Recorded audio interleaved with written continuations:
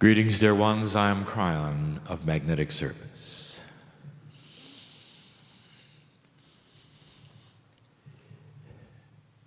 Can you feel the message? Did you hear the theme of the songs and the lyrics that were there? There's so much that can be said with music. Channeling is music. And the message is clear that there is not a puzzle before you, not anymore, but instead a reality that you can reach out and touch if you choose. And perhaps the music has softened your heart. And you might have a recognition, a realization that you are larger than you think. Tonight's channeling is simple, not long. I want to set the stage. I want to give you some history. I want to tell you the way it is. All of you assembled in this place in the shadow of a mountain would normally feel the energy of what we would call Gaia. Gaia is one of the attributes of the human being. It's allied with humanity. It speaks to humanity. In a beautiful way, nature by itself would be beautiful to you, and you could sit and watch it and hear it speak to you. But here, oh, there's more. How do you explain the history of this place, even within your lifetime? How do you explain the pilgrimage of those who would come to go up the mountain and just sit on the soil of the planet and put out their hands and just listen? How do we explain the energies that are felt there and have been for so long? That so many people have come by the tens of thousands just to sit and listen. There is more than meets the eye. And that is what we wish to speak of in a very elementary way, a simple way. Perhaps repeating a story that some of you have heard before, but this one we want others to hear as well. I know where I am. All of the things that have taken place to this point is a setup for today, for tomorrow, for the future. And it is more profound than you know, more esoteric than you can believe. These things happen slowly, and some of you are feeling them now. There is a beauty in the room, and I want you to feel it. The messages of those of the day have all been that there is more here than meets the eye. It's more than a recalibration, much more. I want to take you back. In an ancient time, in the creation story that we have given so many times before, the beauty of it, the appropriateness of it, the love of it, where a system has existed in this galaxy that would allow, literally, for the extension of God within sentient beings. We have told you that this is the only planet of free choice, that one at a time in this galaxy, planets come online, you might say, to use your words, not with a test Not with a test. A test is something you pass or fail. No, it's an experience that you can do with what you choose. In order for this to work, humanity had to be seeded and changed from simple biology. You were ready. It wasn't that long ago. We told you. If you want to track it back to the very beginnings of Pleiadian involvement 200,000 years, not that long. If you want to track it back to really where the cultures began and humans started to shift and change, not that long, 30, 40,000, not that long. If you want to track back to what we want to speak of, when it was ripe and ready for the first civilization that was uniquely isolated, approximately 26,000 years. The Pleiadians came, dear ones, all over the planet and greeted you and seeded you and became part of you, and they changed your DNA. This is the creation story. It is all over the planet. The indigenous have it. Ask them. Sometimes the extension of it, the metaphors of it, wind up in your scriptures. It is the same story, dear ones, that human beings, standing ready, sentient, beautiful, evolved, were given the knowledge of dark and light. That is the creation story, and it came from the stars, and we have told you this before. It is not odd, it is not unusual, and you are not the first.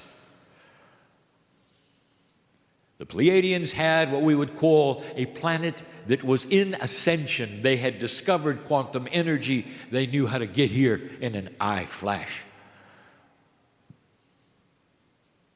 You ever see a Pleiadian ship? I would like to tell you something. It's something they've designed because you wanted to see it.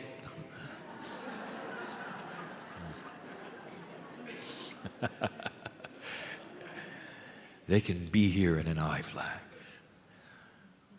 In an entangled state with one another, you can go anywhere instantly. And this is what you will eventually discover, for this planet is ready. It begins slowly, and it did with them. They had the same kind of history you did. I want you to know this. When parents go through their childhood and they grow and they become mature, they find their partners and they have children. They impart upon their children their wisdom of what happened to them. And the Pleiadians, they had the history like you did. But after a very long time, when they had turned the same kind of corner you did, where they had created peace on their planets, there's 3 of them, they came together and found you, the next planet of free choice. We have told you before, they had their seed parents, and their seed parents had their seed parents. If you want to take a look at your grandparents and your parents of the grandparents, you're talking millions of years before you had life as you know it on the planet. You are the new kids on the block. Life has not been here that long, and you know that. You're new. All of the history of the planet has happened so quickly. You've gone through the machinations of immaturity. You've come and gone, almost destroying yourselves 4 times, rebuilding, destroying, rebuilding, destroying, until it comes to this, the 5th rebuild. Only you didn't destroy. The prophecy said you would, and you did not. I am Cryon. I came here 24 years ago, right after the harmonic convergence, right after that, which was the potential you would pass the marker, which you did. But I want to tell you the history. Lemuria, founded by the Pleiadians, was like a pressure cooker because no one could escape. And so, unlike some of the other civilizations on the planet, which were also being developed through Lemurians and through Pleiadians. Now, did you hear that right? You see, I'm going to tell you something you haven't heard before. I would like to give you a picture that you won't understand. You have heard conflicting information, even from me. But it doesn't conflict. Only in 3D does it conflict. Who is in the mountain? Lemurians or Pleiadians? I'm going to give you the answer and how it works. There was a special kind of human being on Lemuria, not necessarily that advanced in certain ways, not culturally advanced, beginners in human culture. They had dynasties instead of democracies, but they had a different kind of dimensionality than you do. For their starting DNA was at 50%. That is fair. And from there, it could go anywhere. You could allow it to go upwards, and the higher the percentage of functional DNA, the higher the evolvement of consciousness in the sentient being. Human nature is variable, dear ones. It is not static. You were told it's static. It changes with civilizations, which decide on their own to enhance their DNA to a higher functional level.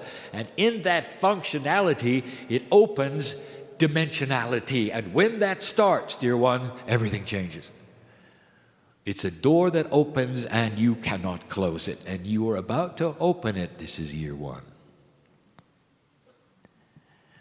The Pleiadians made sure that the Lemurians had functional DNA to 50%. Now, this you won't understand.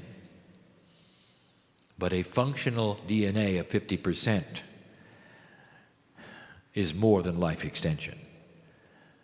It is life within life. The Pleiadians lived within the Lemurians, and you don't know how that works. You will. How is it possible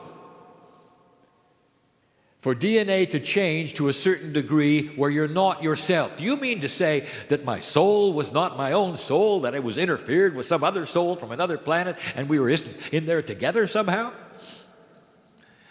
Yeah. And you'll say, well, I'm not sure I like that. Because you've not experienced it. Not really. Not now. But some of you did. And you know what it feels like. You strive for that. You want to know what you're missing? That's what you're missing. Why is it that you sit and say, God, there's got to be more. Fill me up. There's got to be more. And you know there is. Lemurian, old soul, you know there is. That's what you're missing. You're about to break out of 3D. It may take generations. It doesn't matter. You're going to be here, old soul. It doesn't matter. You may not look like you do now, but you're going to be here. You're going to participate in all of it. All of it. It's beautiful. Ask a Pleiadian. It's beautiful. When Lemuria was finished and it was time to exit, the canoes took to the ocean. And they were Lemurians with accompanying Pleiadian multidimensional consciousness. I told you wouldn't understand. This is who they were. And they went so many different places on the planet. The currents took them all over the ocean. They touched base on so many of the continents. South America, the islands on the way to and from. The coasts of the United States and others. They went inland and they saw Shasta. Now here's where it gets good. The part of the Lemurian which was multidimensional made some decisions based upon what might happen on the planet by design. They put themselves into the mountain, what you would call a time capsule, not to them. You see, time is not the same for them. Are they Lemurian or are they Pleiadian? And the answer is yes. It's beautiful. It is not odd. It is not strange.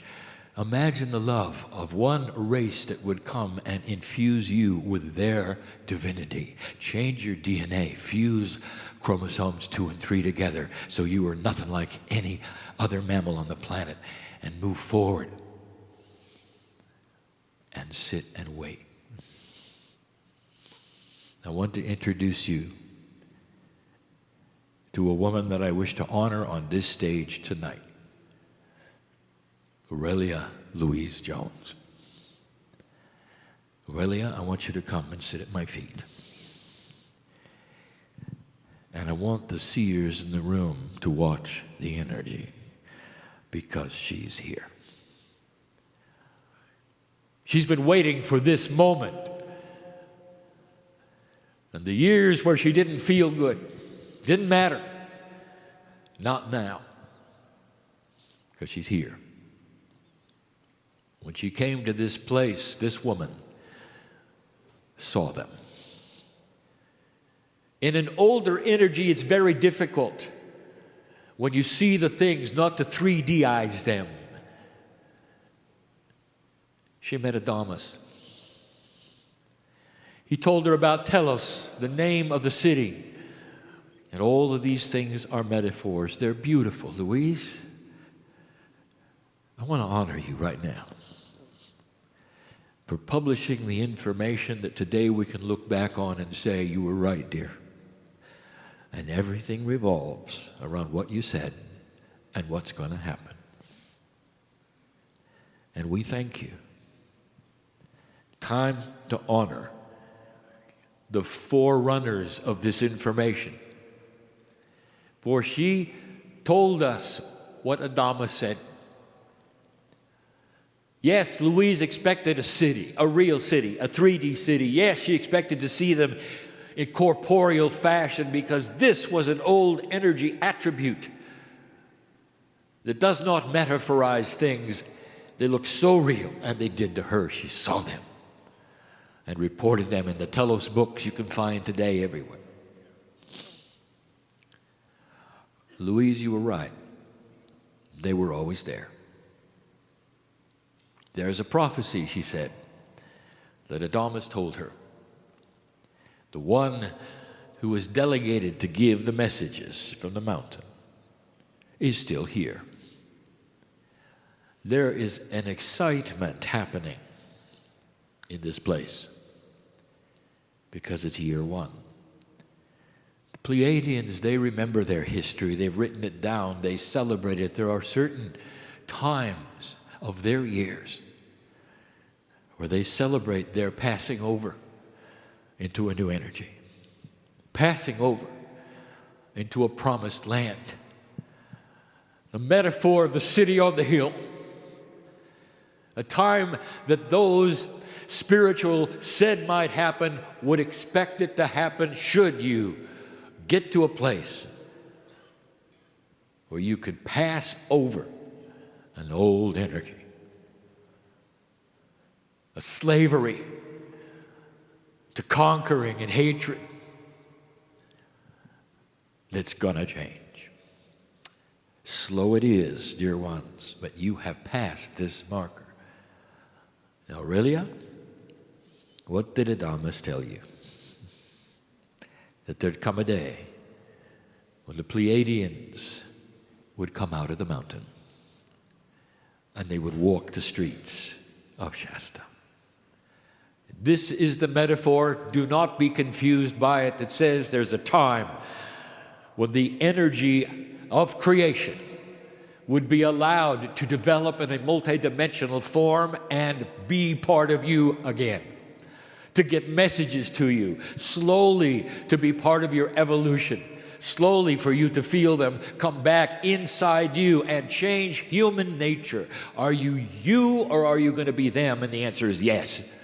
You will know what I talk about. I want you to ask Elijah something. Elijah walked into the field and he ascended by choice. He ascended. Now, here's the question. Elijah, where's your dead body? Are you dead or are you alive? Yes. You, dear human being, in a three-dimension corporeal form of singularity, do not understand these answers.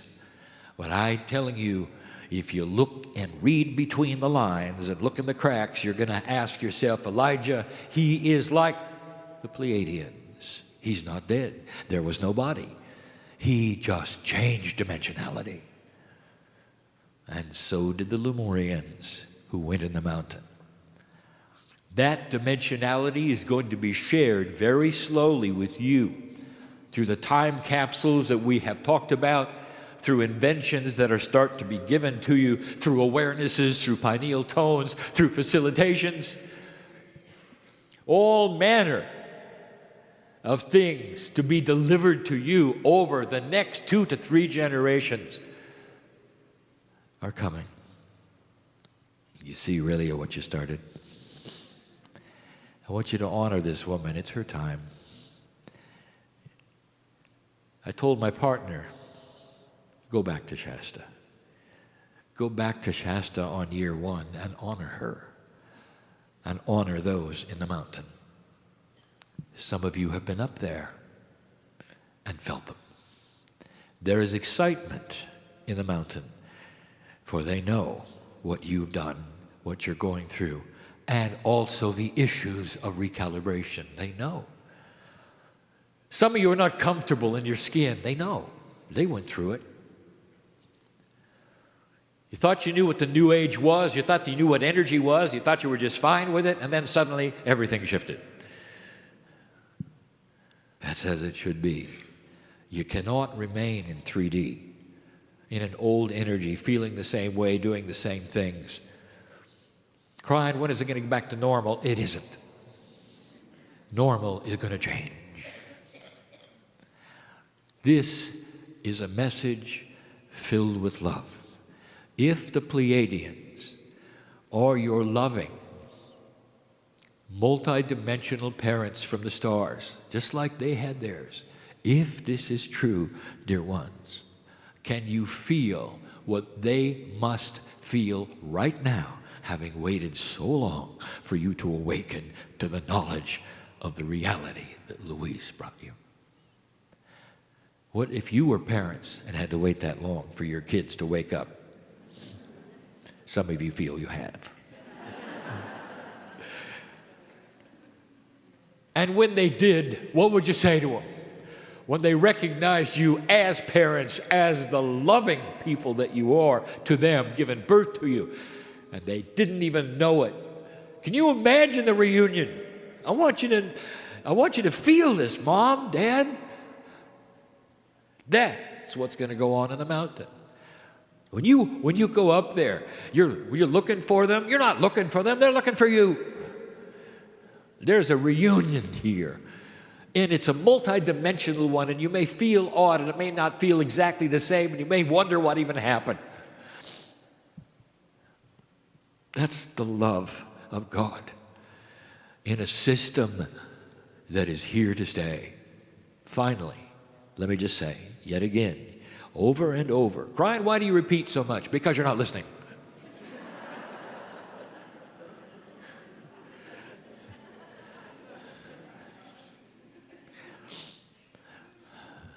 Don't measure your growth by what you see on the news. The news will change eventually. I want you to look in the cracks at the good things that are on this planet that are developing, the joy, the peace, the young people not wanting to repeat what their elders have said they should repeat in hatred. I want you to look at these things clearly, esoterically, and see the truth. Things are changing. The ones who are invested in the old energy, in the lack of integrity in all the systems you have, will try to pull you backwards. And we have told you this over and over. And that's what's going to get your attention, not the good stuff. And some of you are going to wring your hands and say, it's not true, it's not happening. And I'll say, just relax and let it be. They haven't got a chance. This is what I want you to know. The old energy, what you would call the darkness of the way things in a lower consciousness work, will fight you. And they don't have a chance. Not anymore. I never told you that before now because the potentials were you had to pass the marker before I could tell you they don't have a chance. And now they don't. Yes, you control your own future. Yes, there is no predestination, but this snowball is rolling. And it's collecting new human beings, new old souls who are awakening every single day. How many of you are here who have never been to a meeting like this before? Don't raise your hands, I already know. And what brings you here? To watch this spooky stuff. The man in the chair, channeling an entity from the other side of the veil with a funny name that nobody ever heard of. And yet you're here. Now, do you feel what's happening in the room? We're leaving now. We are infusing the room, however, with an entourage that's going to stay until the meetings are done, until the tones are all sung. And I want you to feel us. I want you to feel their arms around you. Let this be the beginning of the infusion of the Pleiadians in the mountain coming out to this auditorium. I want you to meet your parents. Aurelia, look what you started. This is our message, the beginning message of the conference. I want you to feel, I want you to truly understand the beauty, the simplicity, and the reality of what took place. The design begins now, and you're part of it, old soul. I want you to feel it and discern the truth of it. Don't just take my word for it. Don't just say yes because around you there are others who are saying yes. I want you to go alone and say to your own selves, is this really true? And let the cells in your body who know all about the Pleiadians vibrate with chills to say, finally you ask. And that is the message of the day. Go from this place ready to change. And so it is.